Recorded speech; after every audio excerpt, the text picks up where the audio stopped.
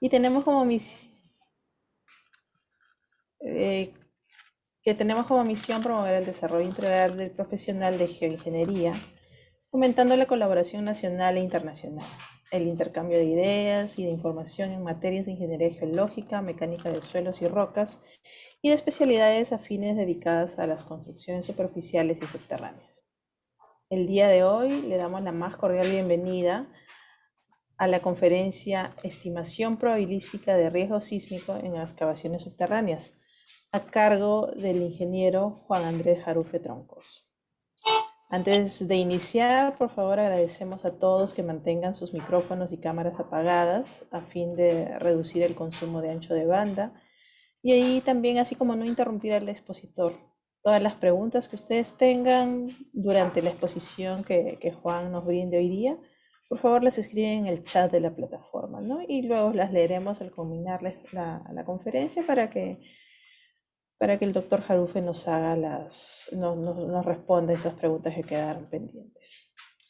Bueno, paso a dar la biografía de Juan Jarufe. El ingeniero Juan Andrés Jarufe es ingeniero civil de minas de la Universidad de Santiago y doctor en la University of Western Australia.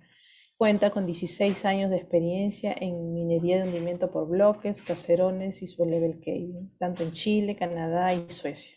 Actualmente se desempeña como académico de la Universidad de Santiago de Chile y como consultor en temas de peligro sísmico de excavaciones subterráneas.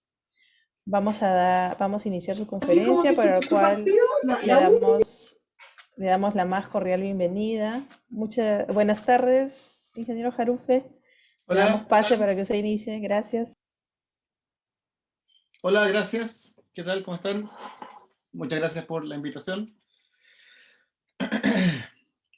Bueno, la presentación que yo voy a dar es acerca de la estimación, a ver, déjenme cerrar aquí una cosa, probabilística del riesgo sísmico en excavaciones subterráneas. ¿Ya? Bueno, y mi nombre es Juan Andrés Jarufe y yo soy de la Universidad de Santiago de Chile. Bueno, el motivo de esta charla es hablar acerca de, finalmente, es del peligro sísmico, y el peligro sísmico es lo que finalmente se ve reflejado en los estallidos de roca que ocurren, que es la consecuencia negativa es la consecuencia negativa que tienen la sismicidad. ¿Ya? Aquí se ven algún par de fotos de algunos estallidos de roca, algunas fotos que están publicadas en alguna revista. Aquí un video que uno se consigue por ahí, donde ahí se ve cómo se levanta ese equipo. Hay otro video que también uno...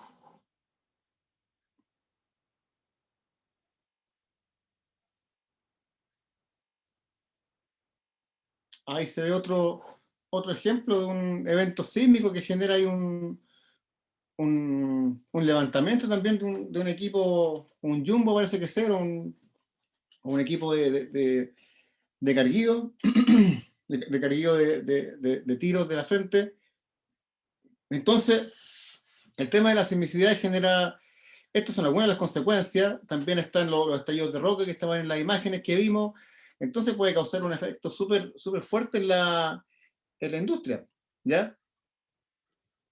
Eh, Ahora,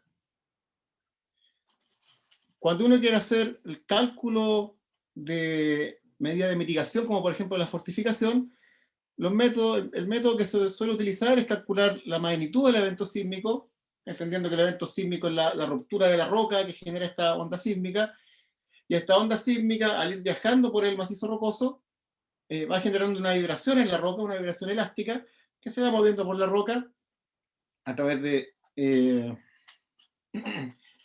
un gráfico. Esto se puede calcular, esta vibración, a través de un gráfico, distancia versus ppb. Entonces uno puede viendo cómo a medida que uno se aleja de la fuente sísmica va cambiando la vibración hasta que eventualmente llega al entorno de una excavación. Y ahí se junta esta vibración que viene viajando con el daño que hay en torno a la excavación y genera aquí, tenemos un volumen de roca dañada, un tonelaje de roca dañada, con esta energía, con esta vibración que tiene una velocidad, y eso permite calcular una energía, ¿ya? Un medio de la masa por la velocidad al cuadrado. Ahora, lo que se suele hacer son análisis que son determinísticos, es decir, se usa una magnitud, una distancia y un tamaño. Sin embargo, la magnitud, como vamos a ver en esta presentación, no es un solo valor. Hay una distribución de magnitudes probables que pueden ocurrir.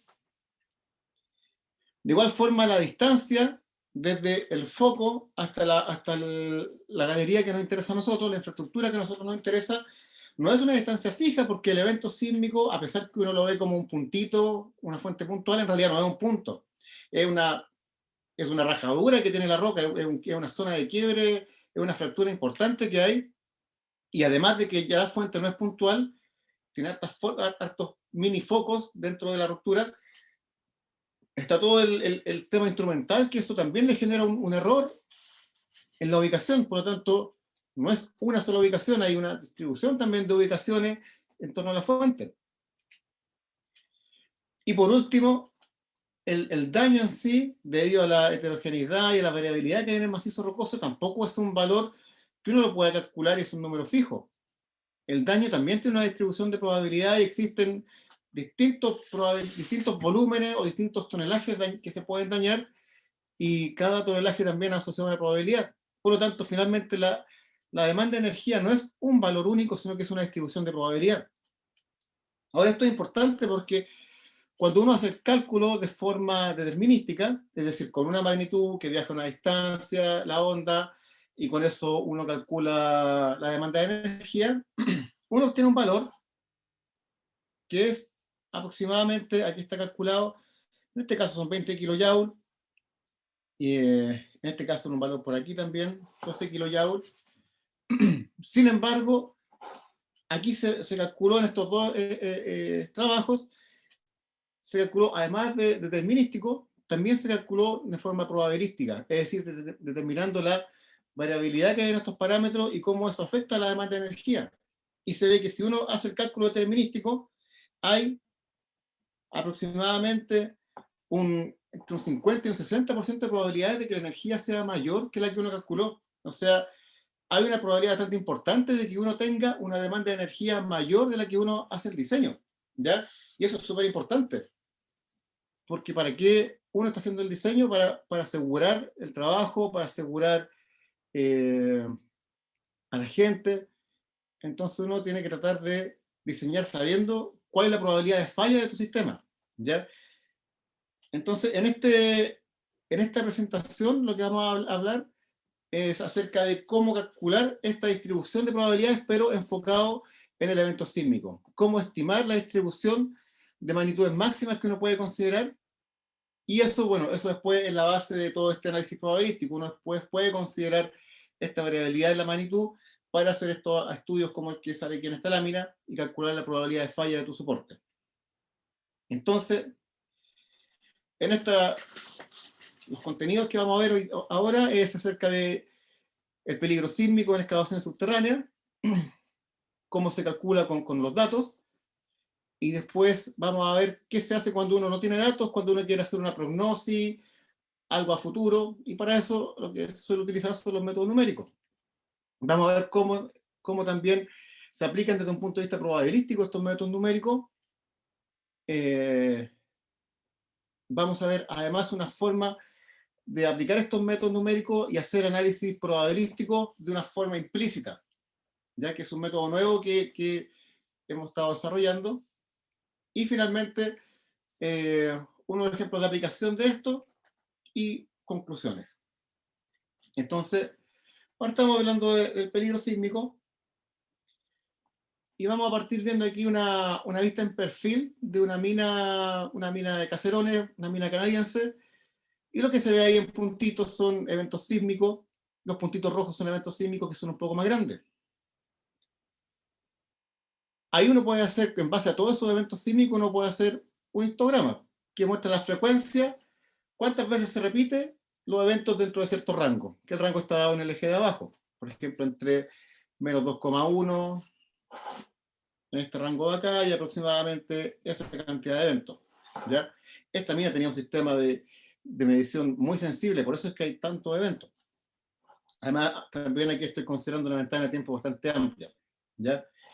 Entonces uno tiene este histograma y eso a uno le da una idea de cómo se distribuye la sismicidad. Sin embargo, a veces uno quiere saber, no le interesa saber exactamente cuántos son los eventos de cierta magnitud, le quiere saber cuántos eventos hay sobre una determinada magnitud. Y para eso se usa una acumulación inversa, una distribución acumulada inversa. De esa forma uno puede ver cuántos eventos están sobre cierta magnitud, cuántos eventos hay sobre 0.5, por ejemplo, ahí marcado. Ahora, este gráfico que está acá tiene un defecto y es que se pierde la resolución en esta parte de acá. Como son tantos eventos, los pocos eventos grandes que hay se pierden, no se ven ahí. Entonces, por eso es importante, o es útil, mejor dicho, pasar esto a una escala logarítmica. El eje vertical, pasarlo a una escala logarítmica. Y de esa forma es como hacer un zoom en la parte inferior derecha. Es como hacer un zoom en esta parte, se ve mucho mejor. Ya cuando está en escala logarítmica. Y ahí uno puede ver un poco más de detalle qué es lo que ocurre en esta zona. Y uno puede ver aquí la cantidad de eventos que hay sobre una magnitud importante. En este caso uno puede sacar aquí cuántos eventos son mayores o iguales a esa magnitud. Ahora, esto uno ve que es como una tendencia lineal, pero en realidad no es lineal. Lo que pasa es que eso está en una escala logarítmica. Pero si nosotros pasamos el eje vertical, en vez de dejarlo en escala logarítmica, pasamos el número al logaritmo, nos va a quedar así, pues 1, 2, 3, 4, 0, 1, 2, 3, 4, porque ese es el logaritmo del número, y ahí sí tenemos aquí, podemos ajustar una recta, ¿ya? Esa recta, ese ajuste se llama, ese modelo que trata de explicar ese comportamiento se llama un ajuste de Gutenberg-Richter, ¿ya? Y fue hecho principalmente para ver temas de terremotos hace muchos años, por ahí creo que en 1950, 60, si mal no recuerdo. Y es un modelo que se ajusta a la parte lineal de esta distribución inversa de eventos, esta acumulación inversa de eventos. Se ha probado en distintas minas, en distintos ambientes, y se ve que este ajuste ocurre, ¿ya? Está como bien aceptado que esto ocurre. Y esta curva se caracteriza por su ecuación de la recta. A esta pendiente se le suele llamar valor B, y este es el valor A. Esta curva tiene su origen principalmente en cómo está compuesto el macizo rocoso, en las fracturas que tiene y cómo se distribuyen estas fracturas, que es un tema que también lo han analizado desde otro punto de vista los geólogos, de cómo se distribuyen los largos de ruptura a distintas escalas. Principalmente esto se ve estudiando terremotos o estudiando geología a través de fotos satelitales. Y después de hartos estudios se ha descubierto que el modelo que mejor ajusta todo esto es un modelo exponencial o un modelo potencial. Eso es lo que mejor simula la distribución de estas fracturas. Es importante conocer cómo se distribuyen estas fracturas porque la distribución de estas fracturas es la que después determina cómo se va a generar la sismicidad. Ahora este ajuste de Gutenberg-Richter se ha visto que se da para terremotos en magnitudes, como se ve ahí, del orden de 5, 6, 7, 8, que son los terremotos que nosotros conocemos como terremotos. Se ve en eventos sísmicos que ocurren a escala mina, con magnitudes de entre menos 1 hasta 2, 3. Se cumple también esa relación. Y también se ve que se cumple esa relación ya a una escala mucho más pequeña, en eventos sísmicos que se generan en probetas cuando uno la está apretando, cuando uno está haciendo un ensayo UCS o un triaxial, también genera ruptura, también genera eventos sísmicos y también siguen este comportamiento que se explica por el modelo de Gutenberg-Richter. Entonces, es un proceso que es independiente de la escala. Ahora aquí tenemos una distribución de datos y ahí se ve un ajuste y uno dice, pero ahí no está, no sigue el ajuste, ahí no se está comportando según el modelo. Y aquí lo que hay que entender es que el modelo lo que hace es una idealización de un comportamiento. Los datos nunca siguen el modelo en forma perfecta, siempre hay dispersión de los datos con respecto al modelo. Y eso es lo que ocurre acá.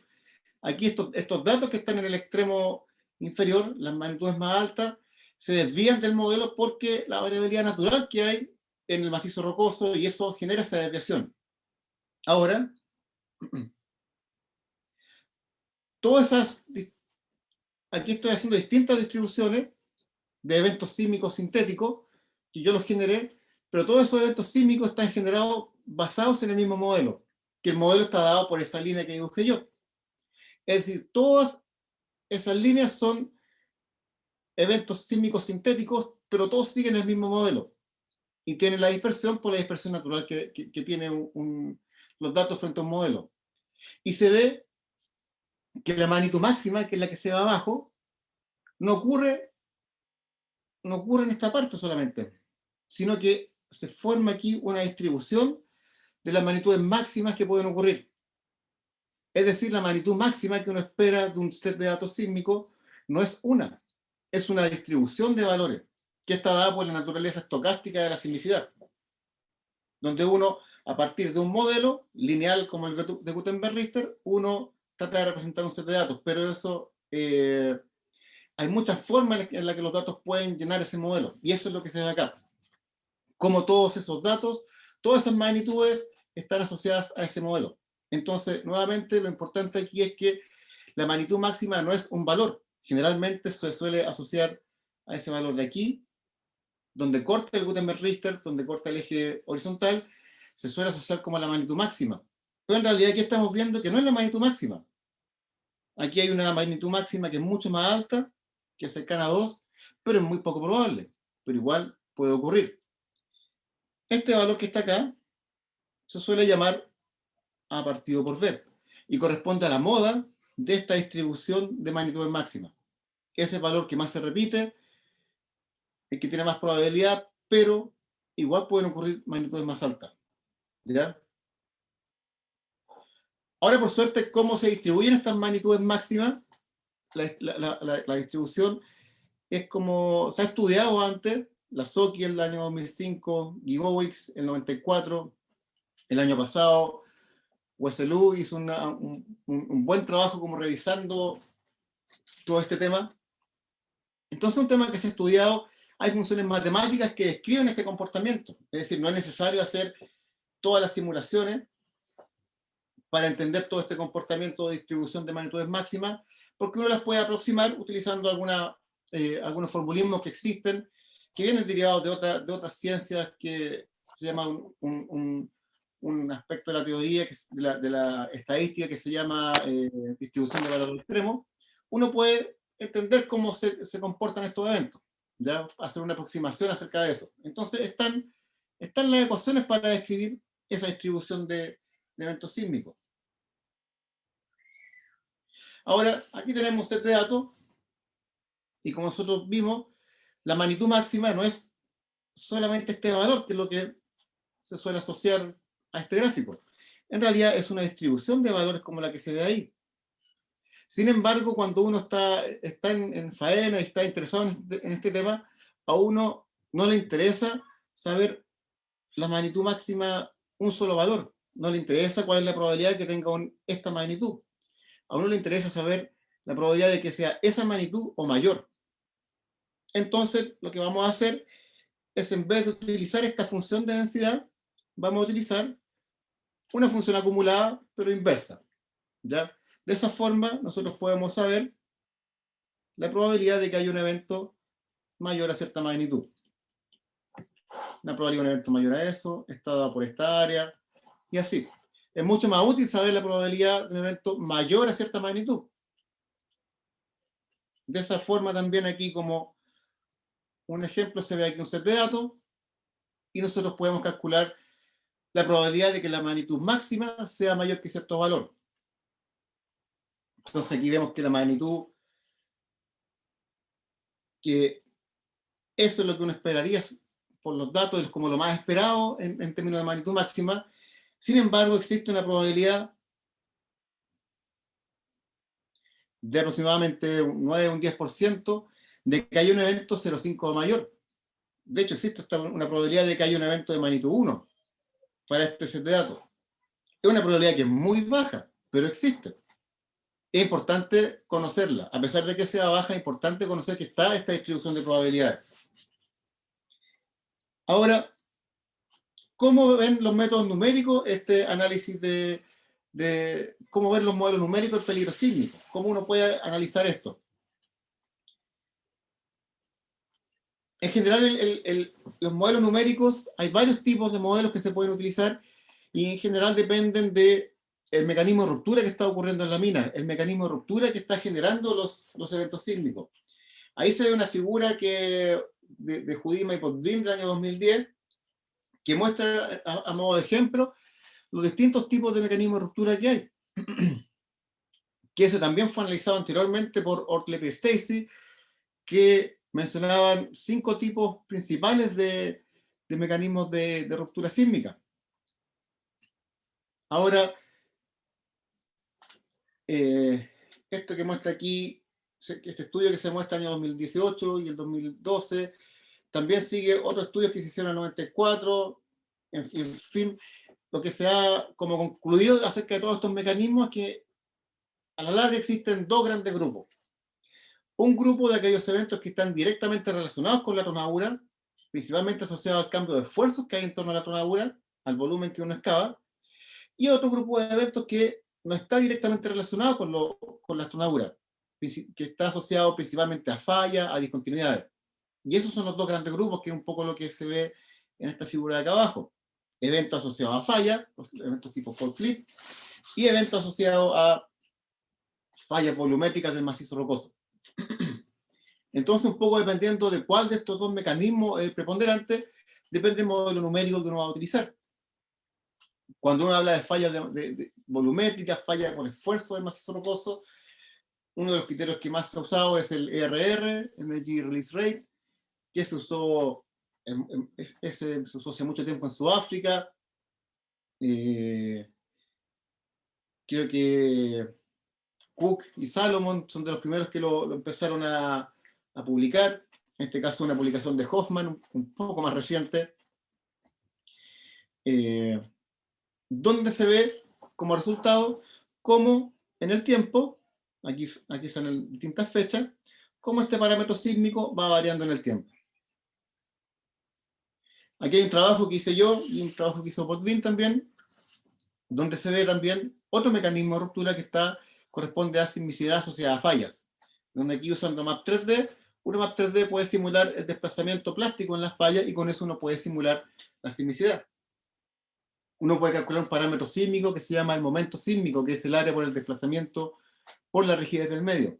Entonces aquí se ve un gráfico que muestra también acá abajo la fecha y muestra aquí la evolución del momento sísmico. Tanto el real, el medido en la mina, como el que está medido calculado en el modelo. Se ve aquí un ajuste bastante bueno. Este otro trabajo que hizo Schober y otros en una mina en Suecia, en Kiruna, donde compararon distintas minas, perdón, distintas secuencias de minado de la mina Kiruna, usando un software plástico que es el software Tridec, que permite incorporar discontinuidades. De aquí también, acá abajo también se ve el resultado. El resultado muestra las etapas de excavación, y en el eje vertical muestra un parámetro sísmico que es el momento sísmico. Y aquí se ven que hay 2 líneas de tendencia que muestran la respuesta sísmica simulada por medio del momento sísmico para estas dos secuencias de minado. ¿Ya?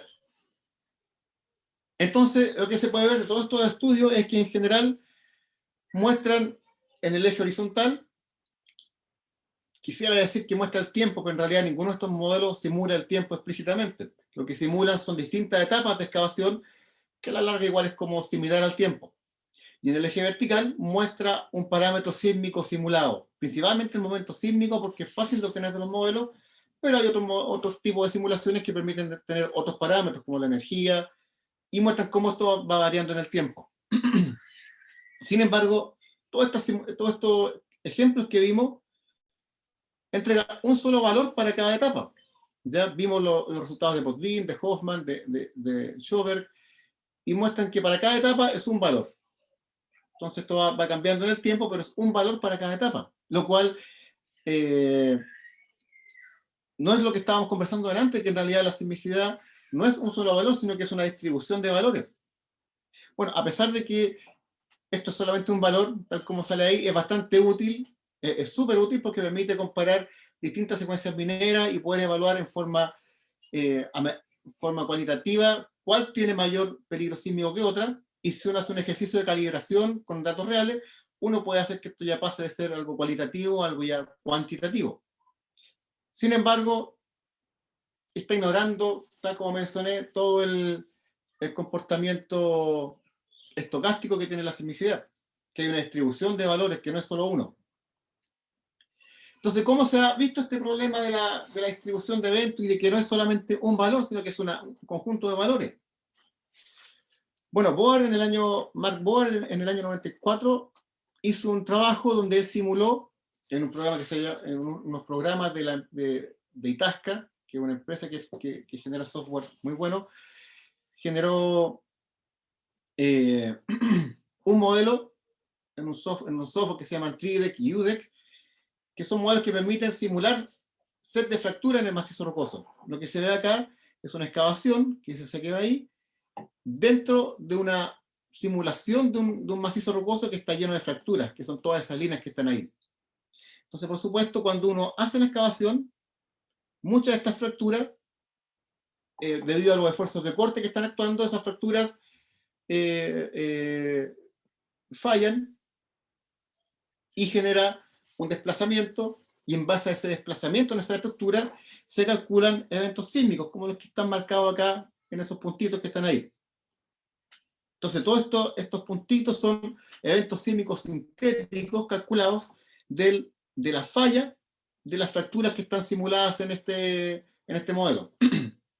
Y a partir de todos estos eventos sísmicos sintéticos que generó Mark Bohr, se puede generar este gráfico de frecuencia-magnitud. Ya aquí donde uno también puede aquí generar una curva de una relación de Gutenberg-Richter. De forma parecida, pero aquí ya asociado, ya no a un macizo rocoso, sino que asociado a planos de falla, Mendecki y otros autores del año 2001 simularon un plano de falla y le pusieron heterogeneidades, materiales distintos. Y en base a eso también generaron eventos sísmicos sintéticos, calculando el desplazamiento en cada uno de estos distintos materiales que componían este plano de falla. Y aquí se ven algunos resultados donde se ven los datos reales, que corresponde a esa curva de ahí, y al cálculo que Mendecki realizaba en su trabajo. ¿Ya? Ahí habla de distintos métodos, que es en la forma en la que calcula cada uno de estos eventos sísmicos, pero el hecho es que aquí finalmente podía generar una distribución también de eventos sísmicos asociados a un modelo.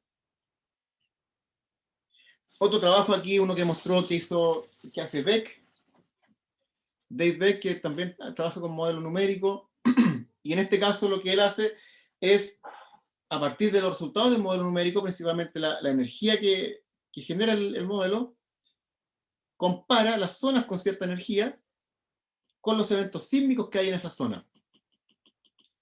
Entonces, la relación que él hace es para en energía de tantos kilojoules, o claro, para una energía de tantos joules, hay tanta probabilidad de encontrar un evento sobre cierta magnitud. Para este otro contorno de energía, ¿cuál es la probabilidad que yo encuentre un evento sísmico de otra magnitud?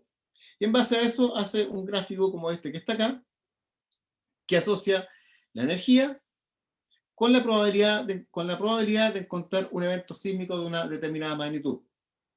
Y en base a eso también logra generar unas curvas de magnitud con frecuencia. En este caso la frecuencia está en forma relativa.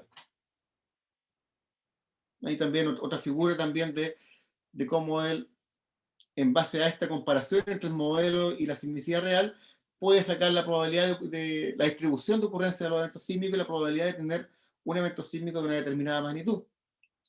Cao también en el año 2018 también simuló, usando un modelo TRIDEC, él puso dentro de este modelo un set de fracturas sintéticas, puso una excavación ahí dentro y también simuló cómo se iban quebrando estas fracturas, similar a lo que hizo Mark Board el año 94. Y también obtuvo aquí una distribución de eventos sísmicos, que aquí se ven dos series de datos, donde una corresponde a la sismicidad real y otra corresponde a la sismicidad simulada. Y se ve que los dos tienen valores de B, que son, B corresponde a la pendiente del ajuste de Gutenberg-Richter, dos valores que son súper parecidos. Sin embargo, aquí tenemos los 4 casos que vimos recién. Sin embargo, todos estos casos son súper útiles porque muestran explícitamente que se están simulando cada una de estas fracturas que generan un evento sísmico. Por lo cual, además de generar el desplazamiento y generar un momento sísmico y una magnitud simulada, también genera una interacción entre todas estas fracturas, ¿ya? Lo cual es un proceso que es complejo en términos de distribución de esfuerzo, y todo eso lo hace el computador cuando hace el cálculo. Entonces, genera muchos eventos y eso permite hacer estas distribuciones de eventos sísmicos que son los que se están simulando, y permite hacer ahí un ajuste de Gutenberg-Richter. Sin embargo, cada uno de estos resultados corresponde a una de las incontables realizaciones que puede tener el modelo estadístico. Tal como vimos delante, un par de láminas atrás en ese video que mostré, para un modelo pueden haber incontables distribuciones de eventos. Tal como aquí sale esa distribución y salen esos datos, podría haber datos por allá, otros por acá, etc. Y aquí solamente se muestra una de todas esas posibles realizaciones. Un poco para estudiar eso, yo cuando hice mi trabajo de doctorado, hice algo similar a lo que hizo Mendeki, bueno, y a lo que hicieron los autores anteriores, pero en vez de realizar yo solo una simulación, yo realicé varios cientos de simulaciones.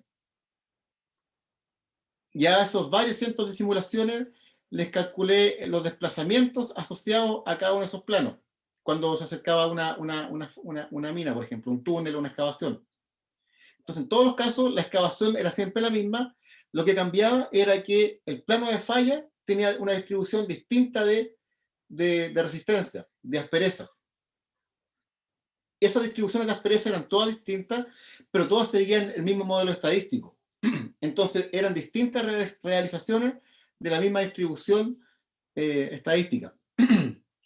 Entonces, uno calculaba los desplazamientos, asociaba los desplazamientos a cada fractura, y en base a eso uno obtenía un ajuste de datos, pero un ajuste de datos para cada set de fracturas.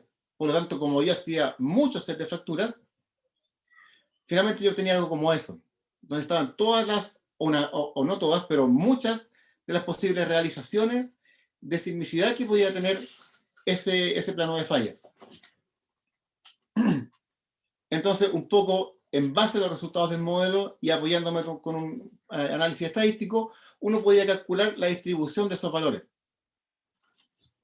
Ahora, esto también era, además de poder tener yo la distribución de las magnitudes, esto era súper útil porque al haber distintas distribuciones de estas asperezas en el plano de falla, a veces ocurría que la excavación justo cruzaba por el medio de una aspereza, y había otras situaciones donde la excavación cruzaba por otra parte, donde no estaba la aspereza. Ya la aspereza corresponde a la rugosidad que hay en la falla. Entonces, ese fenómeno causaba que la respuesta sísmica fuera distinta. Tal como se ve acá, estos son dos resultados donde se ve que en un caso, la etapa que libera mayor momento sísmico, mayor deformación, es la etapa 10. Sin embargo, hay otra realización, otra realización, bien dicho, donde la mayor energía se libera en otro paso, en el paso 9. ¿Cuál está buena, cuál está mala? Las dos son igual de probables. Las dos pueden ocurrir, ¿ya? Entonces, uno puede hacer todas estas distribuciones de los eventos sísmicos, que aquí se este gráfico de frecuencia magnitud que vimos delante, y esta es una línea de tiempo, y aquí se ve un parámetro sísmico, y se ve que no es solamente un valor por cada etapa, sino que es una distribución de valores, lo cual permite tener una distribución de posibles comportamientos, no es solamente uno. Entonces, esto efectivamente es una simulación explícita y considera la interacción que hay entre las distintas asperezas y con la excavación, y está resolviendo el problema estocástico de la sismicidad.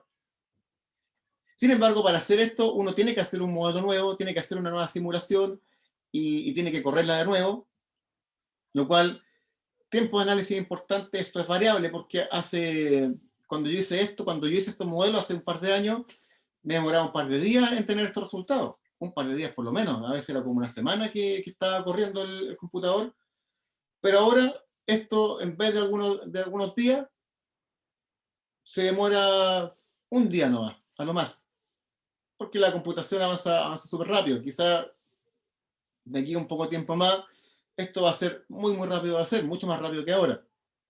Sin embargo, igual requiere que se hagan modelos nuevos y eso es harto trabajo de todas formas. Entonces, por eso me motivé yo y busqué una forma de hacer esta distribución, pero de una forma implícita, sin tener que hacer todo un modelo nuevo, sin tener que partir de cero. ¿Cómo puedo tomar lo que ya tengo y buscar alguna aproximación, que quizás no es la respuesta exacta, más exacta que pueda haber, pero es una buena aproximación que te puede dar cerca del comportamiento? Entonces busqué yo una forma de hacerlo de forma implícita. Implícita significa que no necesariamente voy a simular todas las fracturas en todas las combinaciones posibles, ¿ya? Eso sería una respuesta explícita al problema, lo cual ya está, y aquí, bueno, ya la conversamos recién.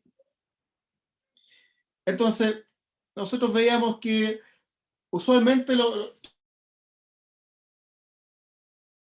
estos análisis de sismicidad, los modelos numéricos lo que muestran es distintas etapas de excavación y un parámetro sísmico que va cambiando. Ahí se ve un ejemplo típico donde están la etapa de excavación y el momento sísmico, que el momento sísmico corresponde al desplazamiento que tiene la fuente. Ahora el momento sísmico, si se fijan ahí, tiene valores que no son muy amigables, elevado a 10, 11, 12. Entonces, es mucho más conveniente transformar el momento sísmico a otro parámetro más amigable como la magnitud momento. La magnitud momento es un parámetro que ya es mucho más familiar para la gente que está en la mina. Uno conoce el orden de los valores, que es como 0, 1, 2, por ahí se maneja. Entonces uno ya conoce esos valores.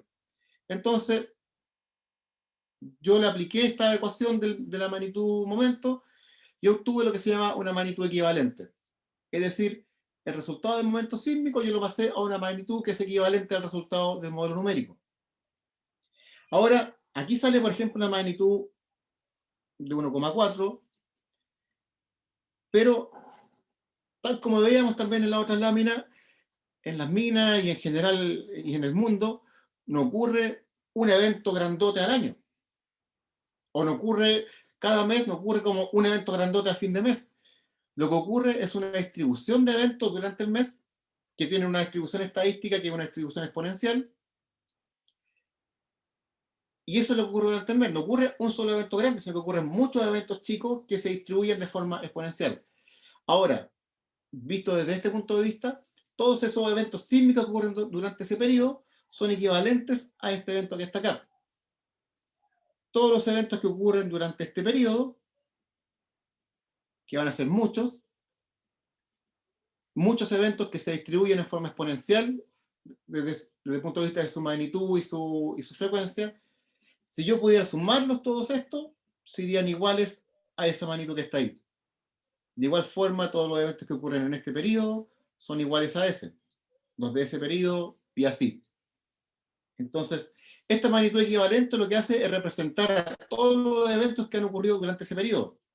Y eso, bueno, finalmente igual es lo que hace el modelo numérico siempre. Representar lo que ocurre durante un periodo, pero aquí lo representa por un solo valor. La idea que yo ando buscando es cómo descomponer este único valor en una distribución de eventos. Entonces aquí tenemos nuestra magnitud equivalente y uno puede descomponer esto. Se puede descomponer en una serie de eventos sísmicos, los cuales, si yo sumo todos estos, me van a dar ese mismo valor. Si yo sumo todas esas magnitudes, el desplazamiento asociado a esas magnitudes me van a dar esta magnitud que está acá. Y como yo tengo estos eventos sísmicos, tal como vimos en las primeras láminas, yo puedo calcular una curva de un ajuste de Gutenberg-Richter, ¿ya? Y por lo tanto yo puedo sacar los valores que la definen, como el valor B y el valor A.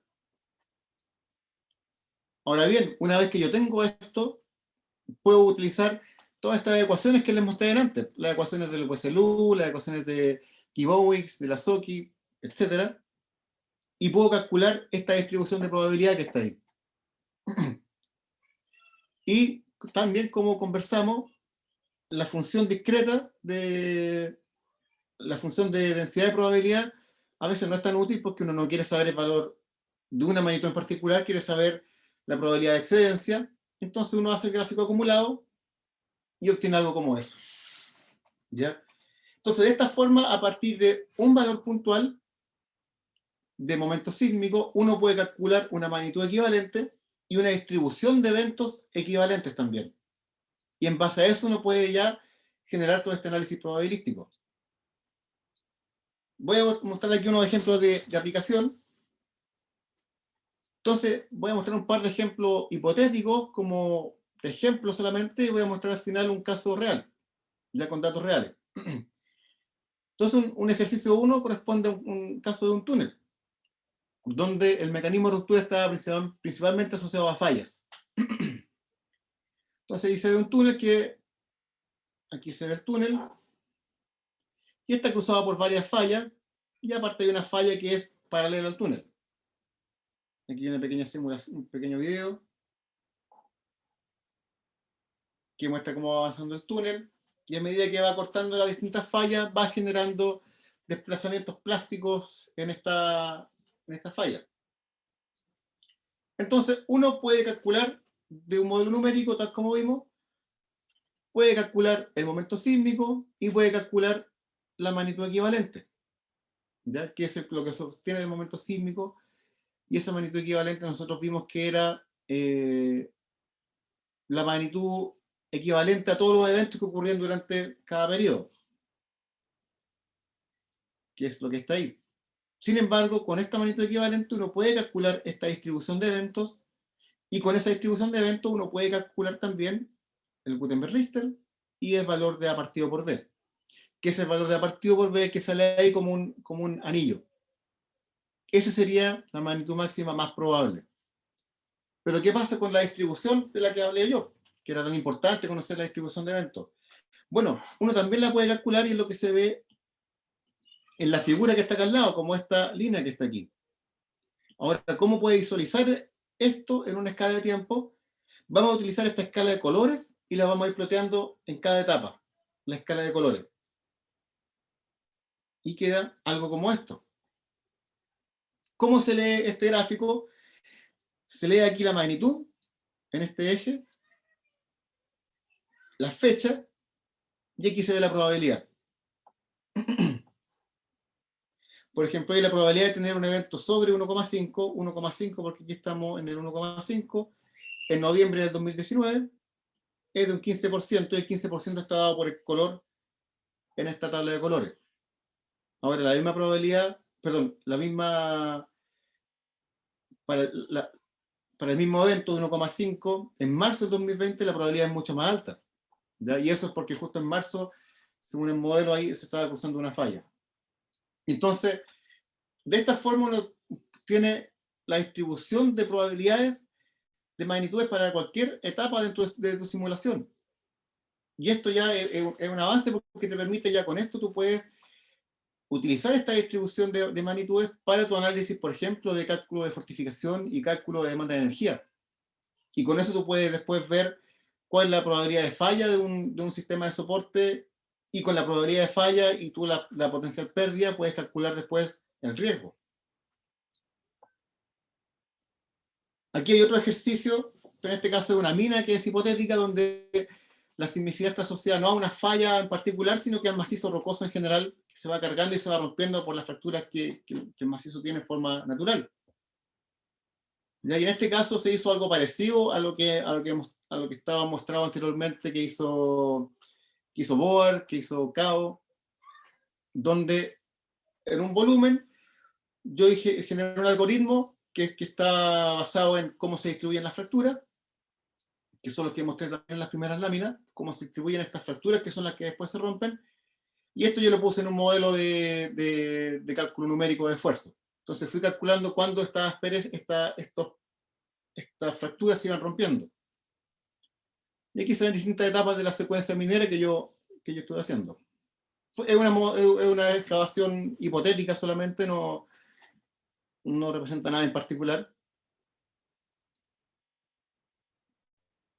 Ya, entonces ahí se ven algunas etapas de este modelo que hice y se ve cómo las distintas fracturas que hay ahí van cambiando de color, lo cual significa que va cambiando el desplazamiento que ocurre en ellas, significa que van fallando. Entonces nuevamente yo puedo calcular la magnitud equivalente para cada caso, y de igual forma puedo calcular también en base a esta escala de colores la probabilidad de tener un evento sísmico en cualquiera de estas magnitudes. ¿Ya?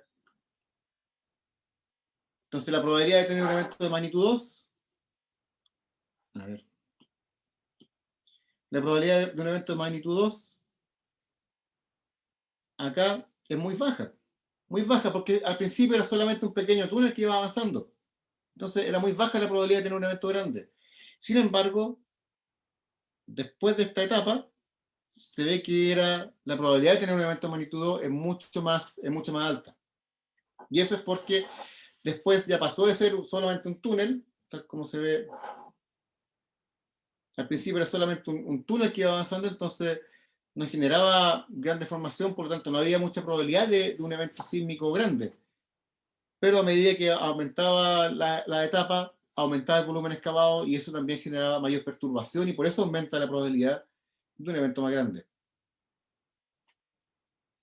Bueno, y finalmente voy a mostrar un caso de una mina de sublevel caving. Este es un caso que se presentó en un congreso. Fue un trabajo que hice yo con otras personas, con Johan Weselú, con Yves Podvini y Cristina Danner, de Mina Kiruna. Este es un caso de Mina Kiruna. Una mina de sublevel caving que está muy al norte de Suecia. Y esto se basó en un entendimiento que había acerca de la causalidad de la sismicidad que estaba asociada a fallas geológicas.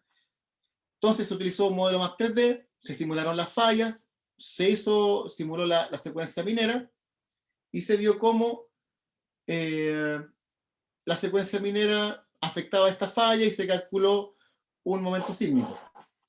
Aquí se ve el momento sísmico, que es el parámetro simulado que uno calcula, y se ve aquí en información el dato real, que es esta línea azul que está aquí, y se ve el dato del modelo. Ahí hay una discrepancia, pero en términos generales representa bien las tendencias. Entonces, al aplicar este proceso que vimos anteriormente, uno obtiene algo como esto, donde aquí, además de graficar la escala de colores con la probabilidad de ocurrencia en base al modelo, se superpusieron los eventos sísmicos reales que ocurrieron. En este caso, esta línea de este color que está acá, es el 50% que es aproximadamente donde cae el valor A partido por B. Entonces aquí se ve cómo la sismicidad cae en ese punto. Uno podría decir, oye, pero en esta parte de acá, el modelo no estuvo muy bueno porque la magnitud máxima que hubo fue alrededor de 1, y tú, según tu modelo, decía que la magnitud va a ser 1,5. Entonces uno dice, oh, no está funcionando tu simulación, pero en realidad no es así. Lo que ocurre es que haya ocurrido ese evento, lo que ocurre es que, tal como vimos delante, uno tiene eventos y uno hace el modelo acá. Lo que uno está calculando según esto es esto, donde en teoría debería caer, pero en realidad vimos que hay una distribución de valores. Tal como ocurrió en este caso real, que la sismicidad fue menos que la que uno esperaba, también puede ocurrir que la sismicidad sea más que la que uno espera. Por eso, y eso es porque todo esto es un proceso estocástico. Está basado en un modelo, o puede generar un modelo, pero hay una dispersión con respecto al modelo, y es por eso que se dan esas variaciones. De igual forma como uno puede calcular aquí todas las probabilidades para los distintos eventos, uno puede calcular de forma específica la probabilidad de que haya un evento magnitud superior a 3 en este caso. Y se ve en esta línea que está acá. Entonces, en general, la probabilidad es bastante baja, pero se ve que el periodo donde más peligro hubo fue por ahí por julio del 2009, este periodo de acá. ¿Ya? Ahora, este método, lo que yo presenté acá, no va a mejorar los resultados de una simulación que uno hace. Solamente es otra forma de visualizar los datos. Es una forma de descomponer un resultado en algo que es en un set de datos que es un poco más realista, pero la simulación no va a mejorar. Si el modelo no tiene un buen ajuste con los datos, esto no va a mejorar el desempeño del modelo. Por eso es necesario que si uno hace una simulación, siempre sea calibrada con datos reales, sea comparada con datos reales, ajustada, como se le quiera llamar, para que haya una buena correlación entre los datos que se observan en la mina, en el túnel, y con los datos que uno está simulando. Bueno, como conclusión, bueno, el peligro sísmico es un fenómeno probabilístico. No hay una magnitud máxima, de hecho la misma definición de peligro habla de que es una probabilidad de tener un evento sísmico de una determinada magnitud en un lugar en particular. Ya es un concepto que es probabilístico. Por lo tanto, no se puede enfocar de una forma determinística con un solo valor. En general, los métodos numéricos no suelen considerar este problema de forma probabilística. Sin embargo, aquí vimos que hay tanto soluciones explícitas como implícitas, la que mostré yo. Pero es importante considerar este tipo de comportamiento probabilístico. ¿Por qué? Porque usar este concepto de probabilidad permite, entre otras cosas, calcular la probabilidad de falla de tu soporte, lo cual después se puede asociar a la probabilidad de una pérdida, y eso también te puede ayudar a tu tema financiero. También se puede asociar a la probabilidad de pérdida de tiempo, etc. ¿Ya? Bueno, esta fue mi presentación. Quisiera agradecer a la gente a los colaboradores que son el Departamento de Minas de la USACH, de la Universidad de Santiago, a MXRAP, que es el software en el cual yo hago todas las simulaciones de las magnitudes, de las distribuciones de eventos, que es un software que se desarrolla el Australian Center for Geomechanics en Australia. A Map3D, Map3D nos presta aquí este software para hacer estas simulaciones, todas también súper buenas, que permiten calcular desplazamientos plásticos en falla. Así que ahí gracias a Map3D. Y también hay Tasca, que Tasca también nos presta software para poder trabajar en esto, y también para temas de docencia. Y bueno, antes de terminar, quisiera invitarlos a todos los que les interesa este tema, o que están pensando en hacer alguna publicación, tienen algún tema interesante que divulgar acerca de esto, que se inscriban en un congreso súper importante que es el RACIM.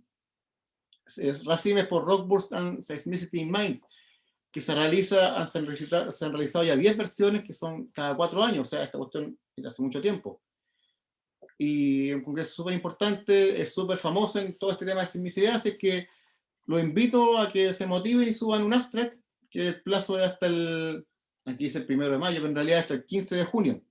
Y después igual se puede dar siempre dar un tiempito más para enviar los abstracts, así que ahí para que se motiven y envíen un resumen a este congreso. Así que eso, muchas gracias por la invitación. Muchas gracias, Juan. Agradecemos al ingeniero Jarufe por la conferencia y los aportes que nos ha brindado el día de hoy. Si tuviesen alguna pregunta, por favor, la hacen por el chat. Y mientras alguien se anima a consultar algo, les comentamos que por favor visiten nuestra página web www.geoingeniería.org.pe, donde encontrarán la información de los eventos que se vienen para este año, que es el segundo Seminario Internacional de Disposición de Residuos Mineros, Relaves y Desmontes, y el quinto Seminario Peruano de Geoingeniería, para el cual también estamos recibiendo los resúmenes de trabajos. Así que son bienvenidos a presentar algún resumen si están, si tienen algo también que compartir con la comunidad de geoingeniería. Tenemos una pregunta, Juan, con respecto a... Dice que si se podría considerar una simulación de Monte Carlo para estimar el M Ultimate.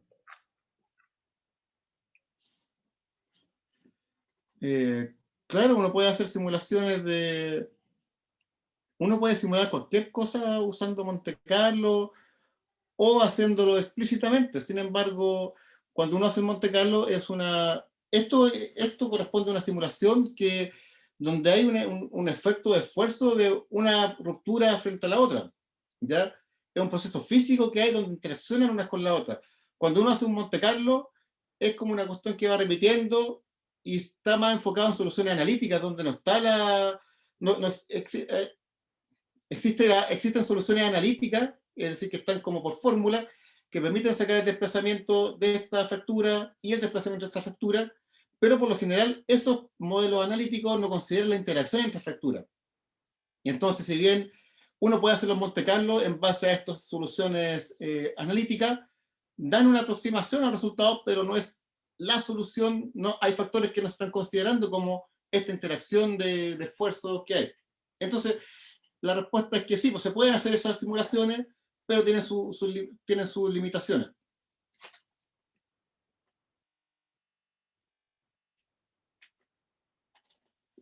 Eso, no sé si eso sirve como respuesta. Sí, ok. Sí, muchas gracias, Juan. Creo que no sé si alguien más. Ah, acá tenemos una pregunta más que dice si se tiene algún dato de simulación realizando trabajos de disipación de esfuerzos como la detonación hidráulica, por ejemplo. Si tienen que comentar algo al respecto. Espera, que justo encontré que aquí están las preguntas. Sí, se tiene.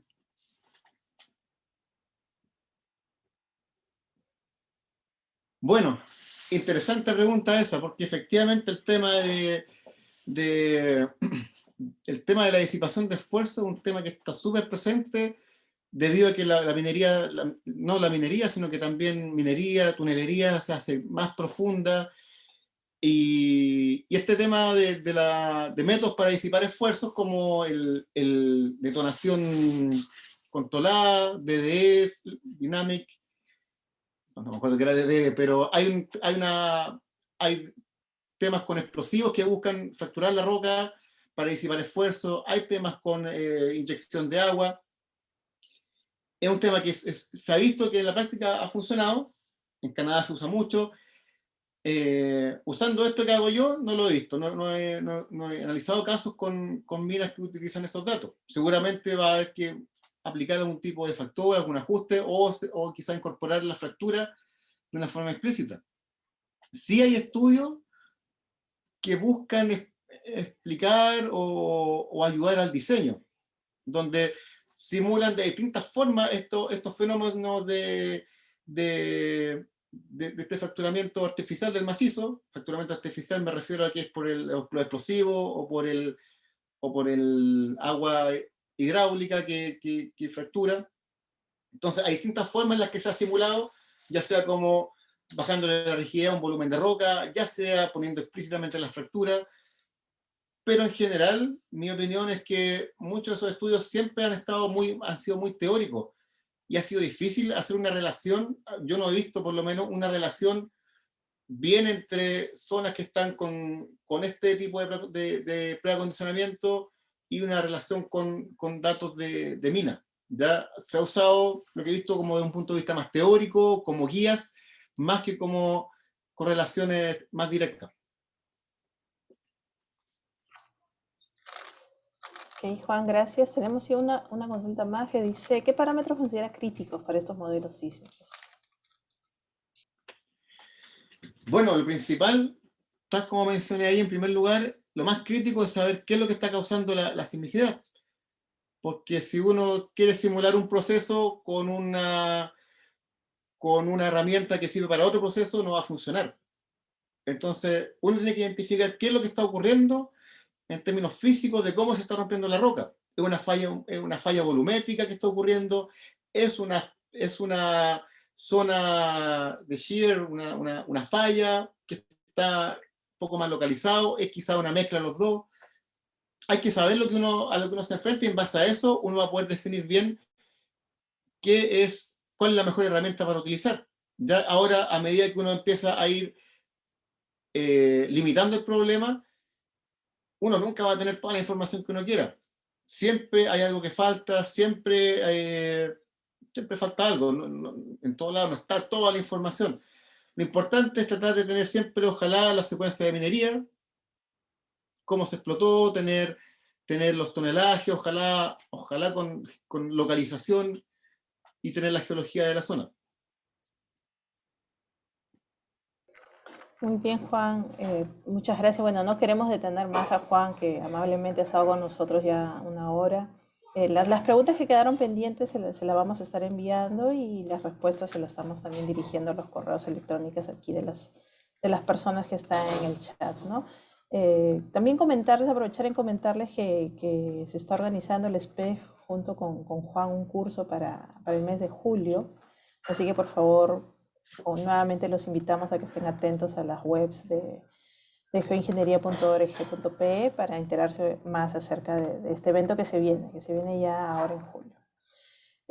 Muy bien, muchas gracias. Entonces, agradecemos a todos ustedes, agradecemos especialmente a Juan por el tiempo que le ha dedicado a estar con nosotros. Sabemos que ya en Chile ya son 2 horas adelantadas, pero igual así tuvo la gentileza de participar y brindarnos su conocimiento. Muchas gracias, Juan, y esperamos verte pronto en el curso que se nos viene ahora contigo. Muchas gracias a ustedes y que estén súper bien por allá. Gracias, hasta luego. Chao, chao. Cualquier cosa ahí también pueden mandar un correo si quieren. O también a ustedes ahí, como Sí, quieran. cierto. Dejó su correo acá, Juan, por si acaso, juan.jarufe@usach.cl, ¿no? Ahí está, en el chat para que todos lo puedan ver. Gracias con todos. Listo. Chao, chao.